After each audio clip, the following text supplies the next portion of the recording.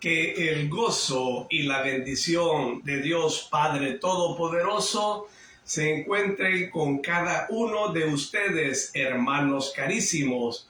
Hoy el Mesías Yeshua va a estar hablando desde un bosque al oeste de Efraín, allá en Israel.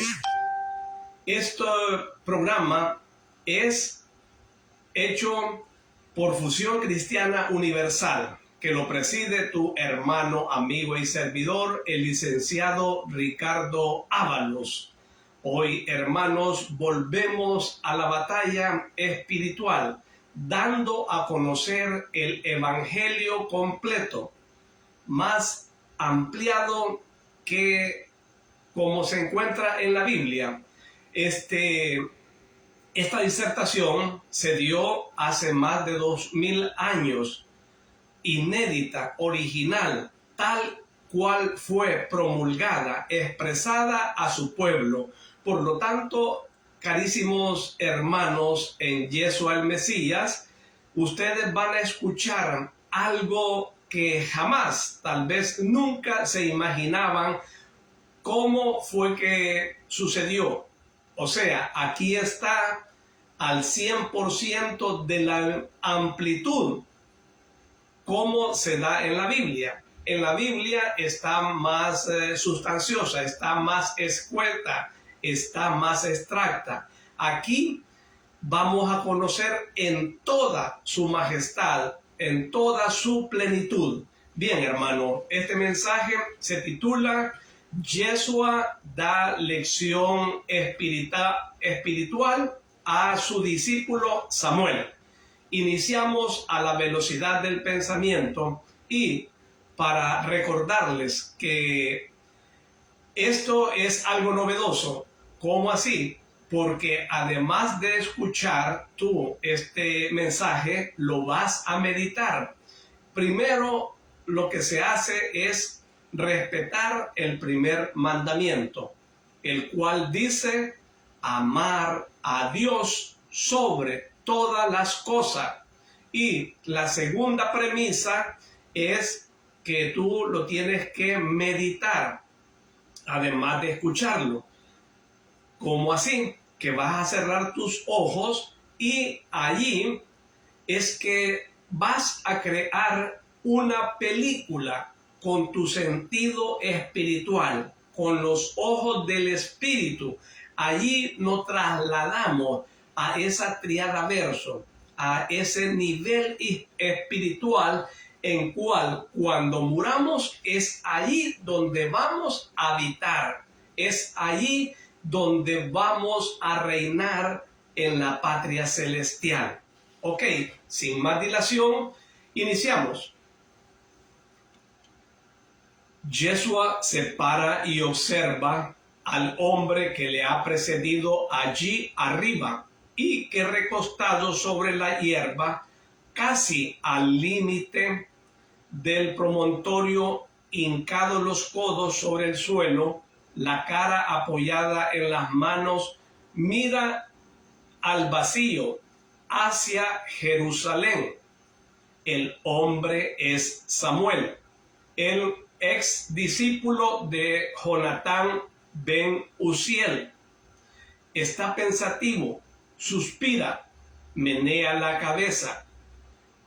Yeshua mueve una rama para llamar la atención y, habiendo visto que su intento ha sido vano, coge una piedra que estaba entre la hierba y la echa a rodar hacia abajo por el sendero. El ruido es de esta piedra que al bajar choca una y otra vez, hace reaccionar al joven, que se vuelve sorprendido diciendo: ¿quién está aquí? Yo, Samuel, me has precedido en uno de mis lugares preferidos para la oración, dice el Mesías. saliendo de detrás del robusto tronco de la encina, asentada en el límite del senderillo que conduce allí, y lo hace como si hubiera llegado en ese momento. Oh, maestro, lo siento, te dejo enseguida el sitio, dice, y se apresura a levantarse y a recoger el manto. Se lo había quitado y se lo había extendido debajo en el suelo. No, ¿por qué? Hay sitio para los dos. Es tan bonito este lugar, tan aislado y solitario y suspendido en el vacío, con tanta luz y tanto horizonte delante. ¿Por qué quieres dejarlo? Pues para dejarte orar libremente. ¿Y no podemos hacerlo juntos? O incluso meditar, hablando entre nosotros, elevando el espíritu en Dios y olvidando a los hombres y sus faltas, pensando en Dios nuestro Padre y Padre bueno de todos aquellos que le buscan y aman con buena voluntad. Samuel pone un gesto de sorpresa cuando el Salvador dice olvidar a los hombres y sus faltas, pero no replica, se vuelve a sentar. El Mesías se sienta a su lado en la hierba. Le dice, estate aquí sentado, estemos aquí juntos. Mira qué limpio está hoy el horizonte. Si tuviéramos ojos de águila, podríamos ver el blancor de los pueblos de la cima de los montes que forman la corona en torno a Jerusalén. Y quién sabe, quizás veríamos un punto reluciente como una gema en el aire, un punto que nos haría palpitar el corazón, las cúpulas de oro de la casa de Dios. Mira, allí está Betel. Se ven alvear las casas y allí, más allá de Betel, está Berot. Qué aguda astucia la de los antiguos habitantes de este lugar y de los aledaños. Pero salió bien, aunque el engaño no sea nunca un arma buena, salió bien porque los puso al servicio del verdadero Dios. Conviene siempre perder los honores humanos por conquistar la cercanía con lo divino, aunque aquellos honores humanos eran muchos y de valor, mientras que la cercanía con lo divino es humilde y desconocida. ¿No es verdad? Sí, maestro, así es como tú dices. En mi caso ha sido así. Pero estás triste, a pesar de que el cambio debería hacerte feliz. Estás triste, sufres, te aíslas, miras hacia los lugares que has dejado. Pareces un pájaro cautivo que, atrapado entre las barras de su prisión, mirase con mucha añoranza hacia el lugar de sus amores. No te digo que no lo hagas. Eres libre, puedes marcharte. Señor, ¿hablas así porque Judas te ha hablado mal de mí? No, Judas no me ha hablado. A mí no me ha hablado, pero a ti sí. Y estás triste por ese motivo. Y por ese motivo te aíslas con un sentimiento de desánimo. Señor, tú sabes estas cosas sin que nadie te las haya dicho. Sabrás también que si estoy triste, no es por un deseo de dejarte o por un arrepentimiento de haberme convertido, ni por nostalgia del pasado, y tampoco por miedo a los hombres, por un miedo que me trata de provocar a sus castigos. Estaba mirando allí, en verdad, miraba hacia Jerusalén, pero no por ganas de volver. Me refiero a no por ganas de volver para lo que era antes, porque claro que sueño con volver allí como un israelita, como todos nosotros, que desea entrar en la casa de Dios y adorar al Altísimo. Y no creo que tú me puedas sorprender por eso. Yo soy el primero que en mi doble naturaleza sueño con este altar.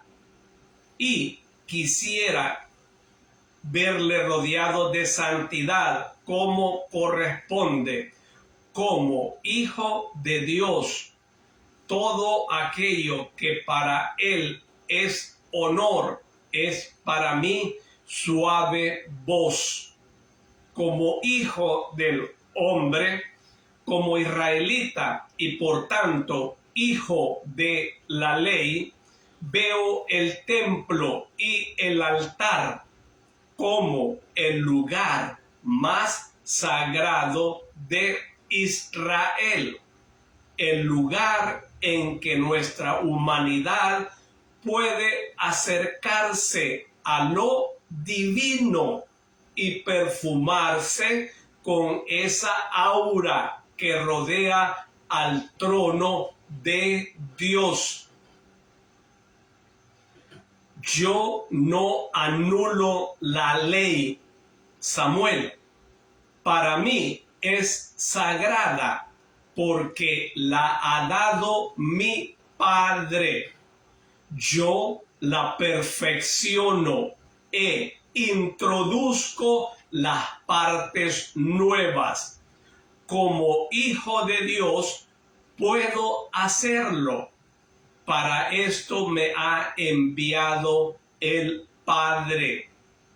Vengo para fundar el templo espiritual de mi iglesia, contra el cual ni hombres ni demonios prevalecerán. Pero las tablas de la ley tendrán necesariamente un puesto de honor en él, porque son eternas, perfectas, intocables. Ese no hagas eso, ni ese pecado contenido en esas tablas que comprenden en su lapidaria brevedad todo lo necesario para ser justo, ante los ojos de Dios. No resulta anulado por mi palabra. Al contrario, yo también os repito esos 10 mandamientos. La única cosa es que os digo que los pongáis por obra, con perfección, o sea, no por miedo a la ira de Dios contra los hombres transgresores, sino por amor a vuestro Dios, que es Padre. Yo vengo a poner vuestra mano de hijo en la de vuestro Padre. ¿Cuántos siglos hace que esa mano están separadas? El castigo separaba y la culpa separaba. Pero habiendo venido el Redentor, el pecado está para ser anulado. Caen las barreras. Sois de nuevo los hijos de Dios. Es verdad. Tú eres bueno y das ánimo siempre. Y sabes las cosas, por lo cual no te voy a manifestar mi angustia. Lo que sí te propongo es esto: ¿por qué los hombres son tan perversos, tan insensatos y necios? ¿Cómo qué artes tienen para podernos sugestionar tan diabólicamente en orden al mal? Y nosotros, ¿cómo somos tan ciegos que no vemos la realidad y creemos en las mentiras? ¿Y cómo podemos transformarnos tanto en demonios y persistir estando a tu lado? Yo miraba allí y pensaba en cuántos regueros venenosos salen de ahí para turbar a los hijos de Israel. Pensaba cómo puede la sabiduría de los rabíes desposarse con tanta maldad, con una maldad que altera las cosas, que hacer caer en trampas. Pensaba sobre todo esto porque Samuel, que había hablado fogosamente, se detiene y agacha la cabeza. Yeshua termina la frase: porque Judas, mi apóstol, es como es y me causa dolor a mí y se lo causa a quienes me rodean o vienen a mí, como tú has venido. Lo sé. Judas trata de alejarte de aquí y se burla de ti y te hace insinuaciones. No solo a mí, sí envenena mi alegría de haber entrado en la justicia. Me la envenena con tanto arte que me veo aquí como un traidor de mí mismo y tuyo. De mí porque me engañó creyendo ser mejor, cuando en realidad voy a ser la causa de tu ruina. Yo efectivamente no me conozco todavía. y podría, al encontrarme con lo del templo, ceder en mi propósito y ser. Oh, si hubiera hecho ahora, habría tenido el atenuante de que no te conocía en lo que tú eres, porque de ti sabía lo que se me decía para hacer de mí un maldito. Pero si lo hiciera ahora, ¿qué maldición caerá sobre el que traicione al Hijo de Dios? Yo estaba aquí, pensativo. Sí, pensaba a dónde huir para ponerme al amparo de mí mismo y de ellos. Pensaba huir a algún lugar lejano para unirme a los de la diáspora. Lejos, lejos para impedir al demonio hacerme pecar. Tu apóstol tiene razón en desconfiar de mí. Él me conoce porque conociendo a los jefes no nos conoce a todos nosotros, y tiene razón en dudar de mí cuando dice, pero no sabes que Él nos dice que seremos débiles. Imagínate nosotros que somos los apóstoles y que llevamos con Él tanto tiempo, y tú que estás empezando con el viejo Israel y que acabas de llegar, y además me has llegado en unos momentos que a nosotros nos hace temblar. ¿Crees que vas a tener la fuerza de mantenerte justo? Tiene razón. El hombre descorazonado agacha la cabeza. El Mesías le dice, ¿cuántas tristezas saben darse los hijos de hombre?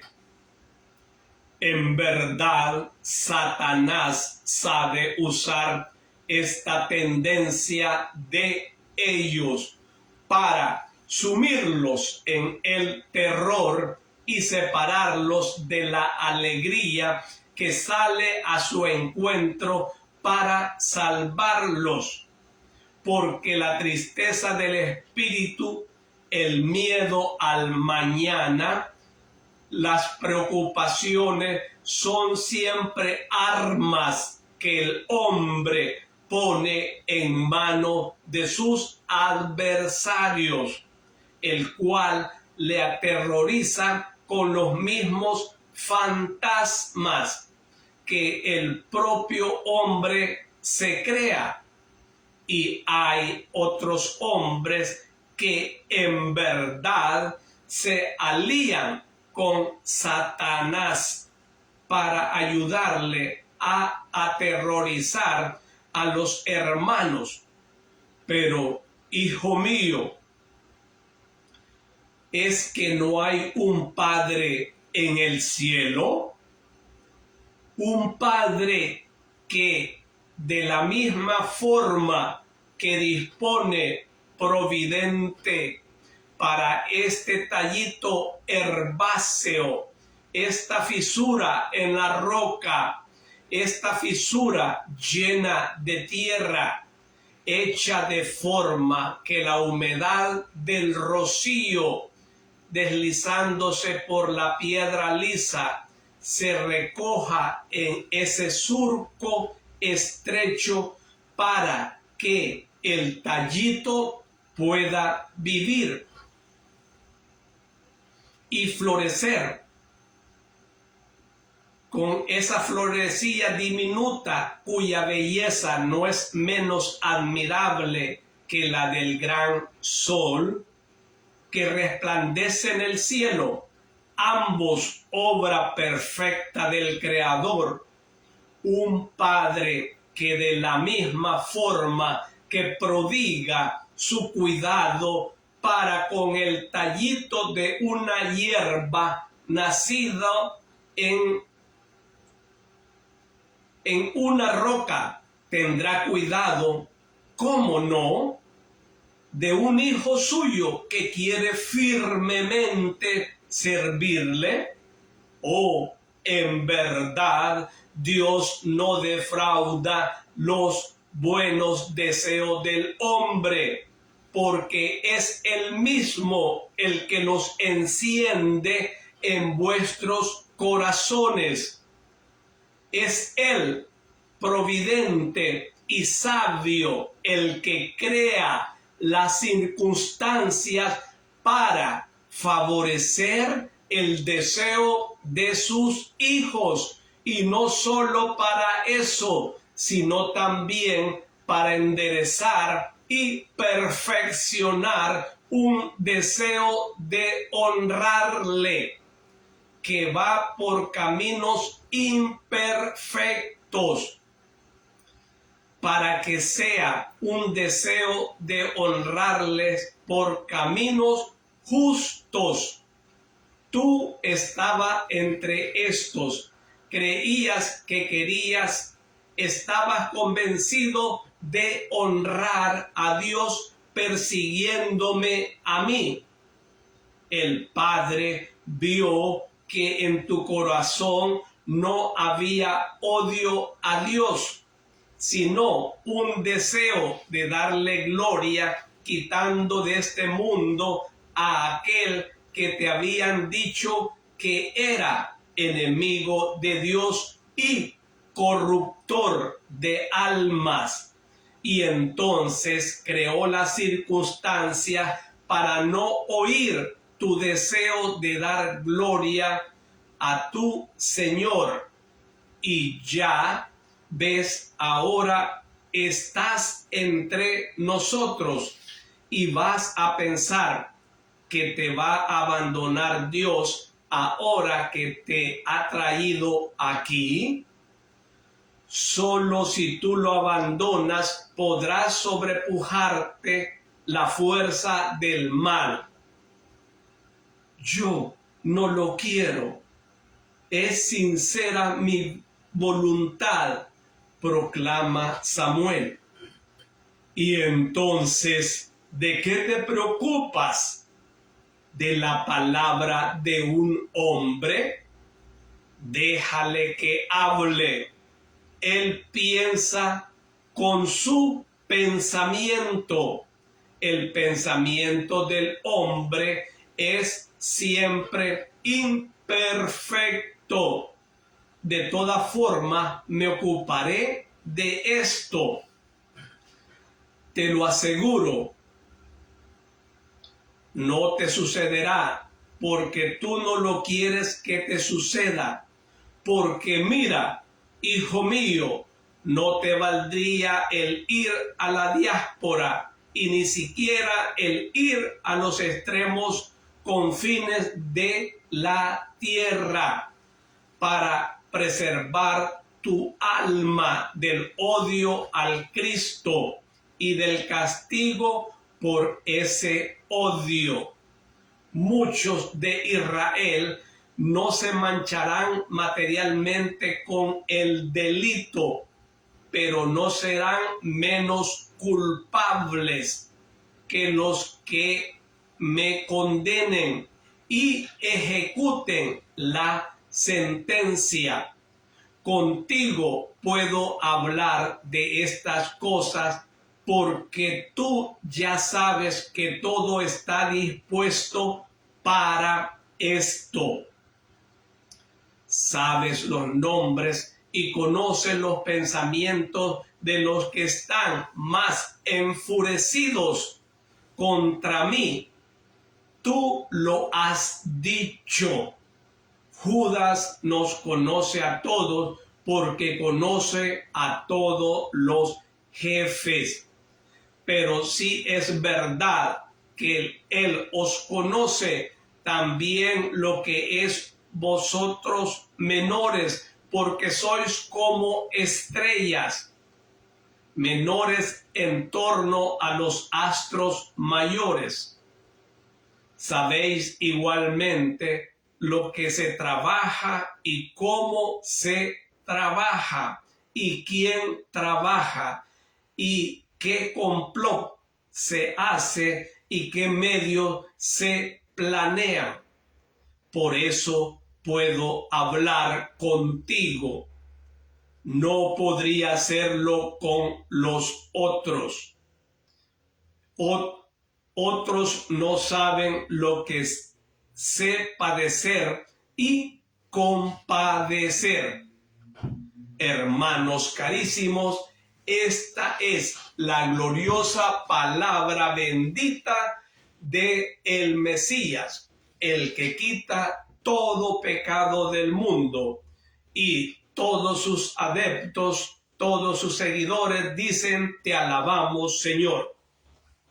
Hermanos, es posible que muchos, decirse católicos, cristianos y incluidos los judíos, no saben absolutamente de esta parte de el evangelio del Señor.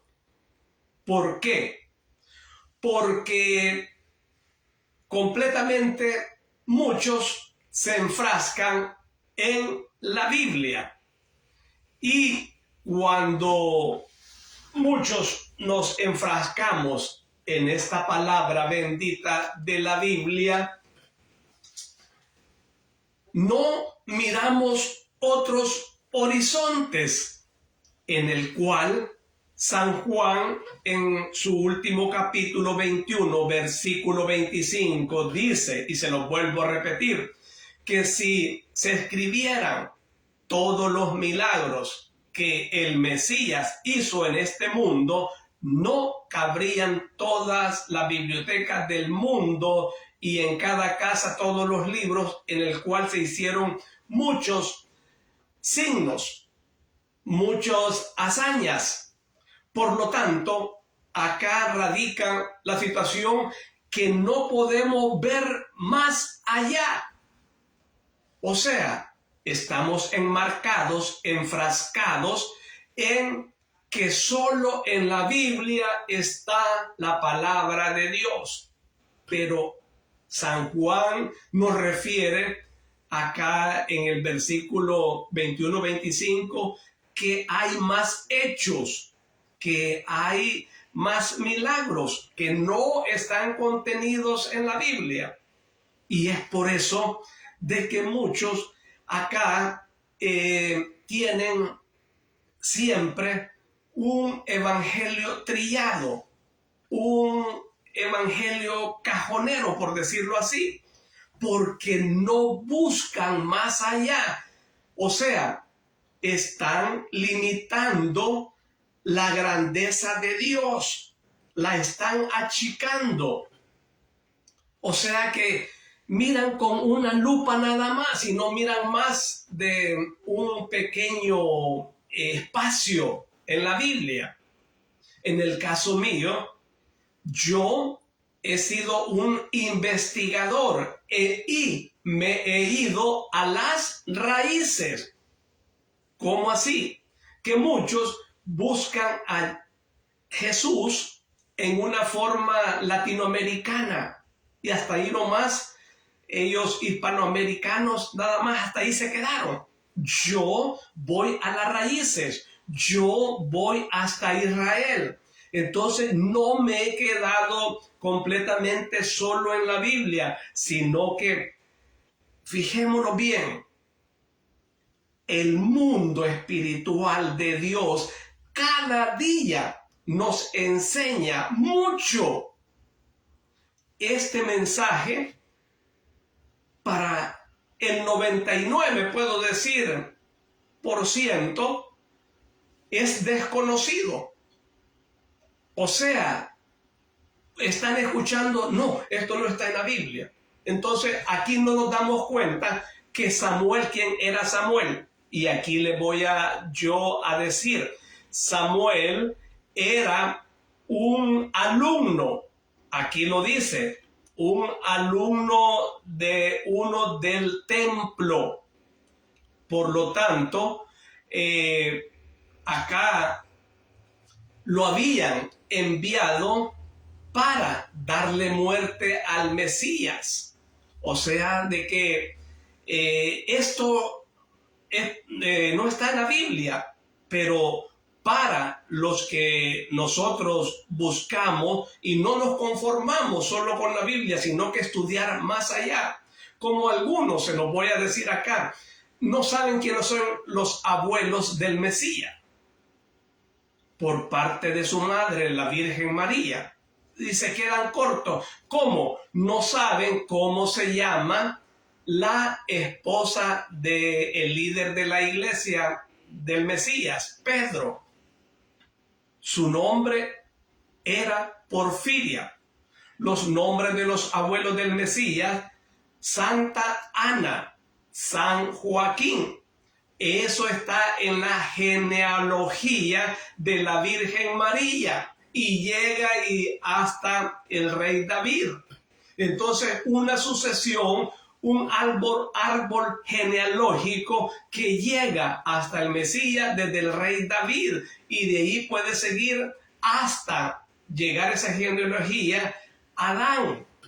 Entonces miramos cómo viene viéndose todo una concatenación, un embone, una unidirección. Pero es por lo mismo, hermano, que somos casilleros, que somos rutinarios en la palabra del Señor. No nos vamos más allá que solo escuchar acá. ¿Por qué es novedosa este mensaje? Porque nos vamos nosotros a la palabra meditada. Nos vamos a ese mundo, a ese reino. Vénganos tu reino, dice el Padre nuestro.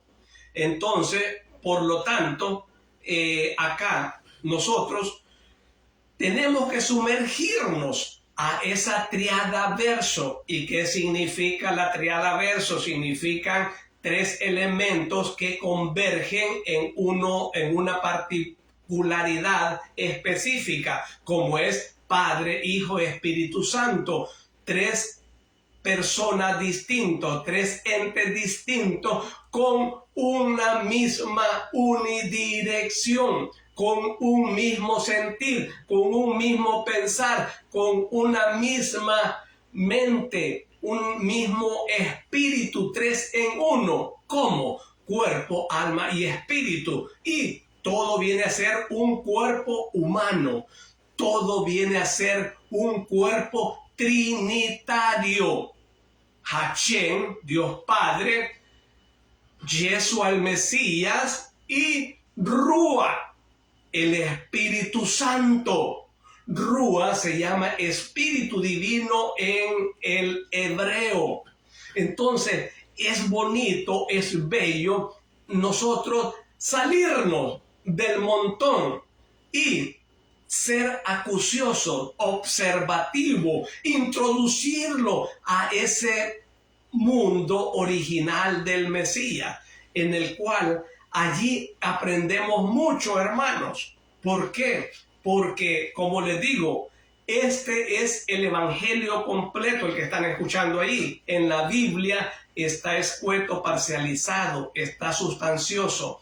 Y aquí lo oímos, lo escuchamos, lo meditamos en su totalidad, en su amplitud, en todo lo que contuvo esos mensajes que el Maestro lo dio. Entonces aquí, ¿por qué en la Biblia está resumida? Porque los dos apóstoles, San Juan y San Mateo, cuando escuchaban, entonces después, iluminados por el Espíritu Santo, hacían una recopilación, una síntesis de lo que el Maestro había expresado, hablado en primera línea de fuego espiritual. Luego, San Marcos y San Lucas, discípulos de los apóstoles de San Pablo, el apóstol de los gentiles. Entonces ellos tenían que ir a la referencia de primera línea de fuego, como eran los 12.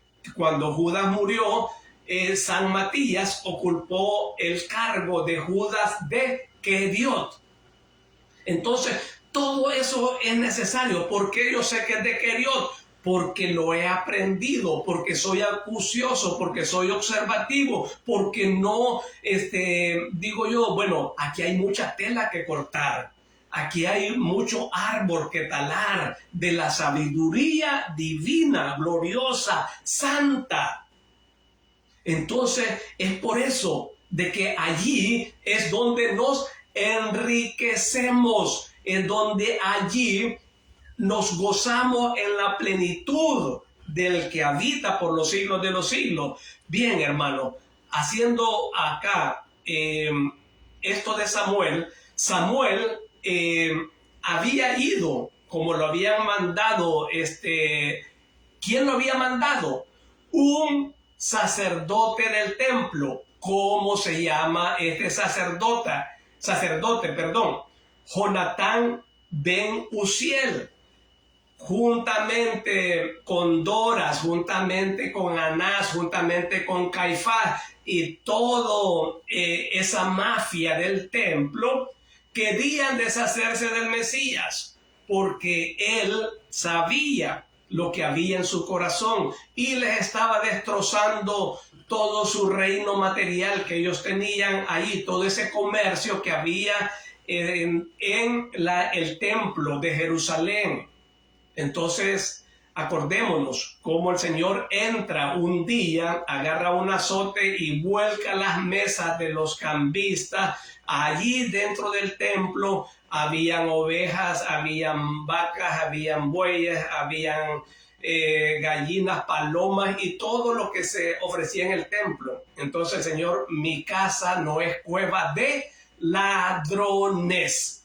Les dice, hipócritas fariseos, maestros de la ley. Entonces ellos no podían contra esas palabras. Entonces, ¿quién mandó a Samuel a matar a el Señor, a buscarlo? Era un sicario y lo mandó Jonatán ben Uziel.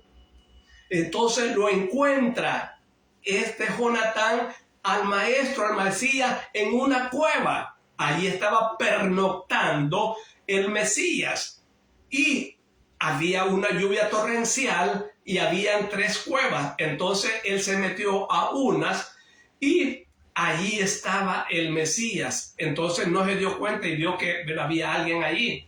Entonces, pero él no sabía con quién se iba a topar este sicario y era con el Mesías. Entonces aquí se da una conversión de Samuel, el maestro, porque ya sabía a lo que iba Samuel, un alumno de los del templo. Él hasta se hincó, porque Samuel venía preparado con su daga. Entonces, y se hincó, le dice, aquí soy yo soy el Mesías, el que te ha ofrecido ahorita mi manto, el que te ha dado de comer ahorita esta carne, el que te ha compartido este momento. Entonces, esto para que lo entiendan mejor, se lo voy a decir a grosso modo, a pasarraya. Entonces, allí Samuel se ve descubierto de alguien que le da cobija, le da comida, le da su amor, comparte la caverna. Entonces, y se da cuenta de a quién quería matar. Por eso es que acá escuchen nuevamente este mensaje y le van a sentir sabor a esa 7ª dimensión espiritual. Entonces, hermano, salgámonos del montón.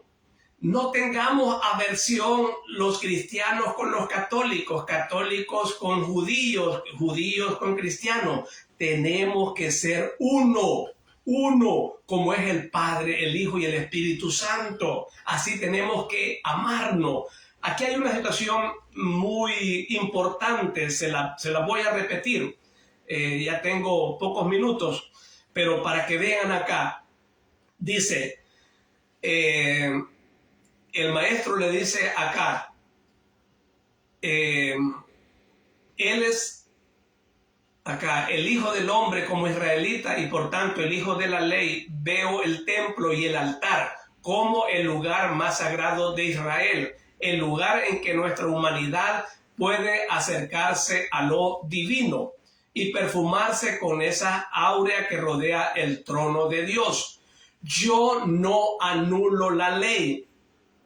Óigase bien, Samuel, yo no la anulo. Para mí es sagrada, porque la ha dado el Padre Hashem. Yo la perfecciono, dice el maestro, introduzco las partes nuevas. ¿Cuáles las partes nuevas que da de la ley el maestro? Da un nuevo mandamiento, San Juan 13:34. Un mandamiento nuevo les doy, que se amen los unos a los otros. Quitemos esa mentalidad de estadio. ¿Cuál es esa mentalidad de estadio que se les ha enseñado desde muy tierna edad y que el domingo es el día del Señor? Eso no es correcto. Eso es de anatemas. Que quede bien claro, óigase bien. ¿Por qué? Porque Éxodo 28 dice lo contrario. Busquen, escudriñen, sean observativos de la ley de Dios y practíquenla. Sigamos. Yo la prefiero, para esto he sido enviado, dice. Como hijo de Dios puedo hacerlo. Para esto me ha enviado el Padre. Vengo para fundar el templo espiritual de mi iglesia, contra el cual ni hombre ni demonio prevalecerán. Pero las tablas de la ley tendrán necesariamente un puesto en honor en él, porque son eternas, perfectas, intocables. Está hablando de los 10 mandamientos. No hagas eso ni ese pecado contenido en estas tablas, que comprenden en su lapidaria brevedad todo lo necesario para ser justos ante los ojos de Dios, nos resulta anulado por mi palabra. O sea, está diciendo que Él no viene a anular la ley. ¿Quiénes la anulan? Los hombres. ¿Quiénes la anulan? Los que tienen cargos dentro de la iglesia, al no guardar el tercer mandamiento, Éxodo 28. ¿Habrá un grande, inteligente, que anule un mandamiento? La inteligencia del hombre puede anular la sabiduría de Dios. Dígame uno. Aquí emplazo a todos, desde el líder de la Iglesia Católica hasta cristianos y judíos. Pero los judíos no van en cuenta en esta colada. No, ellos la cumplen. Los israelitas están cumpliendo el Shabbat. ¿Y qué significa Shabbat? Descanso. Ellos están en la verdad, porque ellos tienen siglos, miles de años de estar guardando ese día de descanso. Ahora, cristianos y católicos, ¿por qué no? Porque a mí el sacerdote, el cardenal, el obispo, porque a mí el pastor me ha dicho que es el domingo. Se los voy a leer para sacarlos de la vil ignorancia. Yahvé habló así a Moisés: di a los israelitas, Éxodo 31:12, no dejéis de guardar mis sábados, porque el sábado es una señal entre mí y vosotros de generación en generación, para que sepáis que yo soy Yahvé, el que os santifico. Guardad el sábado, porque es sagrado para vosotros. ¿Cuándo nos santifica Dios? El sábado. ¿Por qué? Porque es sagrado, porque es una señal entre Él y todos nosotros. Muchos sacerdotes se ponen en contra del sábado y dan referencias, concatenan, embonan. No, que miren que el primer día de la semana se reunían ellos. Sí, pero es una generalidad.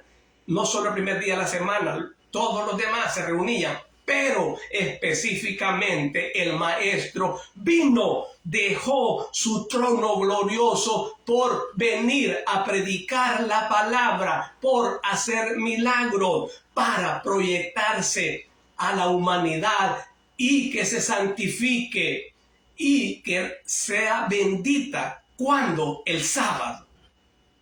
¿Por qué los judíos son prósperos, son bendecidos en todas sus áreas, en todos sus aspectos de la vida? Se abren con puertas de los cielos porque ellos cada 6 días, después de 6 días, se están renovando espiritualmente. Y es ahí donde se santifican, agarran fuerza para vivir otros 6 días. Y así van creciendo, y así van aumentando, y así van llegando a esa escalera de Jacob. Por eso es lo bello, se sensibilizan ellos. Entonces, ¿por qué nosotros no? Hermanos, es tiempo que meditemos esta palabra y que no tengamos ese conocimiento de estadio, que si tú vas a un estadio, allí empiezan a decir cosas improperios, empiezan a decir palabras groseras, empiezan a destruir al contrincante y muchas veces al árbitro, y empiezan aquel coro, y empiezan el coro, y empiezan con esas palabras groseras. Y entonces, si tú no te adhieres, si tú no eres mozote, si tú no eres felcro, si tú no estás así compenetrado, te miran así como un zombie, te miran como que eres un marciano. Entonces te impulsa, te motiva a que también tú entres al coro de improperio, de ofensa, de amenazas. Entonces, ¿qué es lo que le estoy diciendo con esto? Que como yo, como todos y yo, dicen, no, es que a mí me enseñaron desde pequeño. No, es que en la iglesia dice que es el domingo. ¿Quién tiene la razón? El santo que hizo esta palabra y mandó a su hijo a cumplirla con el ejemplo. Más de 180 sábados, el Mesías hacía milagros en sábado, sanaba, curaba, daba vista, daba oído a los sordos. Hacía prodigios y milagros específicamente los sábados, y los maestros de la ley, esa mafia, ese Sanedrín, estaban en contra. ¿Acaso no guardas tú el sábado?